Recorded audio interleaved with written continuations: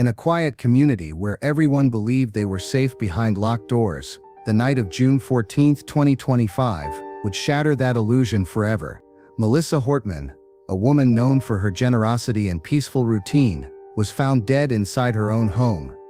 A scene that felt more like a hunting ground than a sanctuary. What happened in those early hours remains wrapped in haunting questions and clues that seem to dissolve as soon as they appear. While the official investigation points to a premeditated act of violence, chilling theories have emerged. Was Melissa targeted by someone who knew her every habit, or was she the victim of a random, cruel attack? The town is divided, and the truth lingers like a shadow in the dark hallway of that house. Tonight we will revisit, step by step, what is known about this case, and carefully explore the theories raised by investigators and the public. Prepare yourself for a journey of tension, mystery, and unsettling reflection. If you love real crime stories and want to uncover the secrets behind unsolved cases, hit that like button, subscribe to the channel, and tell us in the comments, who do you believe hunted Melissa that night?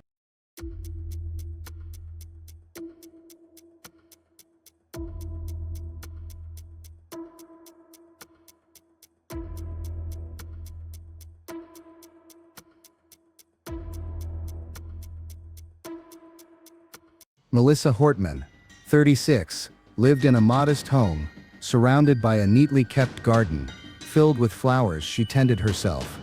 Friends and family described her as someone with an easy laugh, a love for homemade cooking, and quiet nights spent watching old movies. She worked at a small local store, and was known for remembering the names and stories of nearly every customer. Her life seemed routine, almost predictable. Melissa kept fixed schedules, waking up, going to work, and returning home at the same hours every day. That predictability, according to some investigators, may have been what made her vulnerable. Those close to her said she rarely went out at night, preferring the comfort of her home to any social event. Though she lived a private life, Melissa was not reclusive. She attended community events, helped elderly neighbors, and had a close circle of friends she met on weekends. Still, reports suggest that in the months before her death, she seemed more introspective, as if she were worried or holding something back. Close friends mentioned she had vaguely spoken about feeling like she was being watched. These claims were never formally confirmed by police, but they feed into theories that Melissa may have already been in someone's sights before that fatal night. Despite this, there were no recorded threats or prior incidents to justify a police investigation at the time. To those who knew her, Melissa was not just a homicide victim.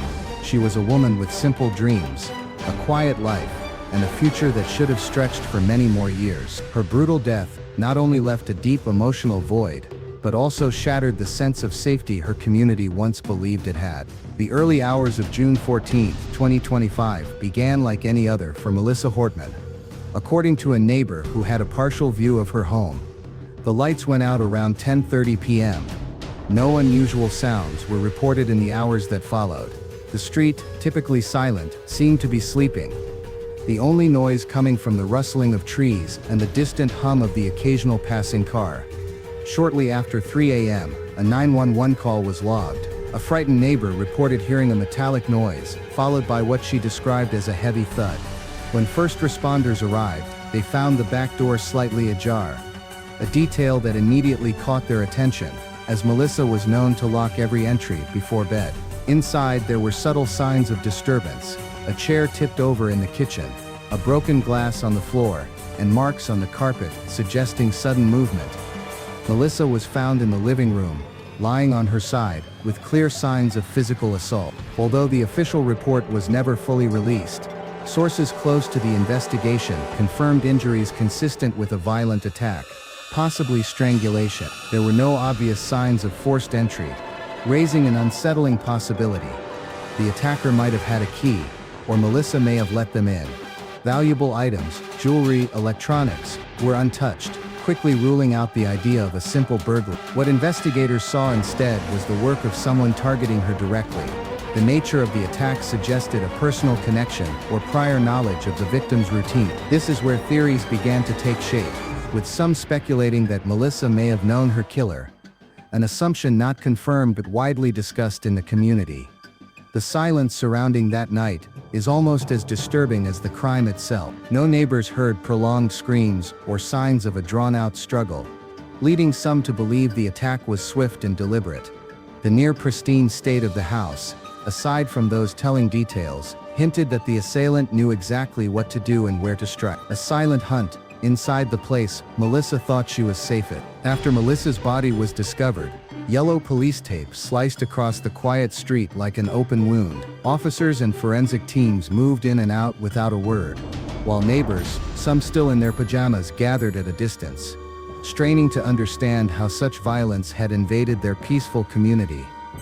It felt like a shared nightmare no one could wake from. Investigators began with the basics, searching for fingerprints, analyzing shoe prints, and reviewing nearby security cameras.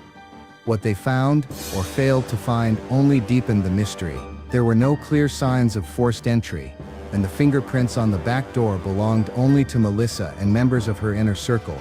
This absence of external traces began to fuel the notion that the killer knew her, perhaps far better than anyone wanted to believe.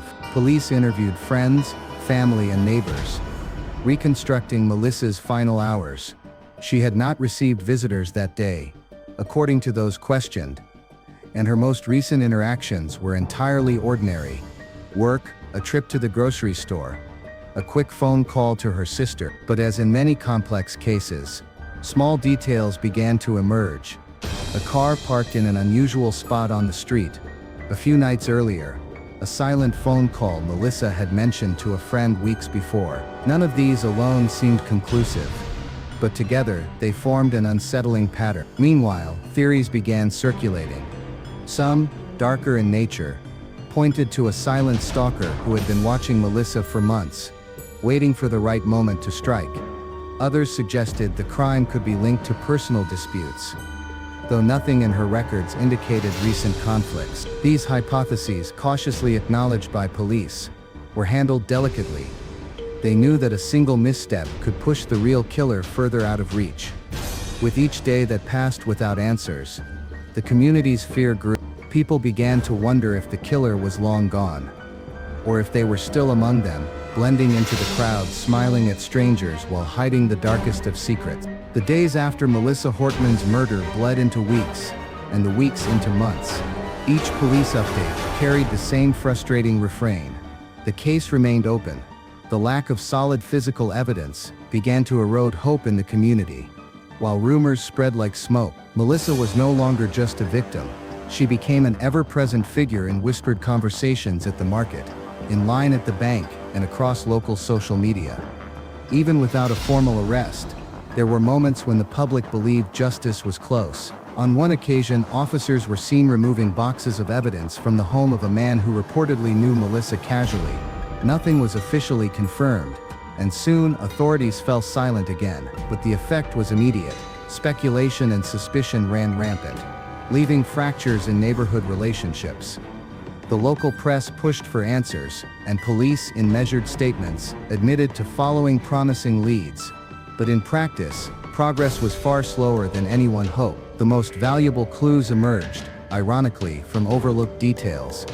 A distant security camera catching a shadow moving along the street that night. A partial fingerprint found on a kitchen object. Accounts that Melissa had changed her locks just weeks earlier. None of these pieces were definitive, but together they painted a portrait of something far more calculated than a random attack. Two theories began to dominate, always labeled as such, never confirmed. The first, that of a lone stalker, someone who had tracked Melissa long enough to know her schedule and strike without notice. The second, far more disturbing, suggested the killer was someone within her trusted circle. Someone who knew exactly how to get inside, where to strike, and how to vanish without leaving a trail. Neither has ever been proven, and so, the aftermath of this case wasn't a resolution, but an open wound. No justice, no revealed face, only a void fed by uncertainty and the suffocating thought that Melissa's story isn't over, and that the hunter from that night may still be watching. The fate of Melissa Hortman's killer remains, to this day, a blank page in the book of justice. No confirmed arrests, no trials, no confessions to close the chapter. It's as if the figure behind that night simply dissolved into the air, slipping through the cracks of the system. This absence of answers has turned the killer into an almost mythical presence in the region, a kind of urban ghost. Some believe they left town right after the crime, starting over somewhere far away while carrying their deadly secret. Others, more disturbingly, think they never left, that they still live among the residents, unnoticed, shopping in the same stores, greeting the same neighbors. Police, though rarely speaking publicly about the case, maintain that it is still open. This means any new tip, any forgotten detail, could reignite the investigation. That sliver of possibility keeps hope alive for some, and fear alive for others. Theories abound. Some say the killer had a rock-solid alibi, shielding them from suspicion. Others believe mistakes in the early hours of evidence collection made the truth impossible to fully uncover. But like all speculation, these remain only fragments, never enough to build the complete picture of a guilty face. For now, the killer's fate is a cruel irony, to live free, protected by silence and the passage of time, while Melissa's memory drifts into the cold shadows of that June night. For the community, this is no closed chapter, because a killer on the loose isn't a story that's ended. It's a threat that still breathes. The murder of Melissa Hortman is not just another unsolved crime. It's a haunting reminder of how life can be stolen in silence, inside the place that should be safest of all, home. It's also a chilling portrait of how time, when paired with silence, can become a criminal's greatest ally. Every detail of that night, the ajar door, the absence of forced entry, the suffocating quiet of the street, lingers like a disturbing echo. The lack of answers turns fear into routine, and doubt into a constant companion for those who live this story up close. Today, only two things are certain. Melissa was hunted, and her killer remains nameless. Perhaps they live far away now, carrying the weight of what they did.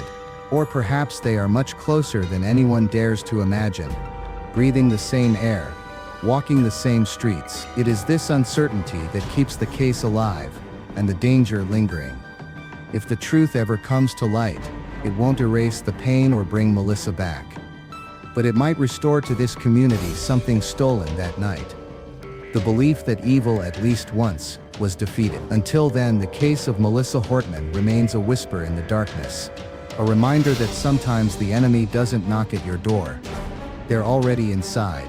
If you believe Melissa's story needs to be heard, share this video, hit like and subscribe to the channel, and tell us in the comments, who do you think hunted Melissa that night?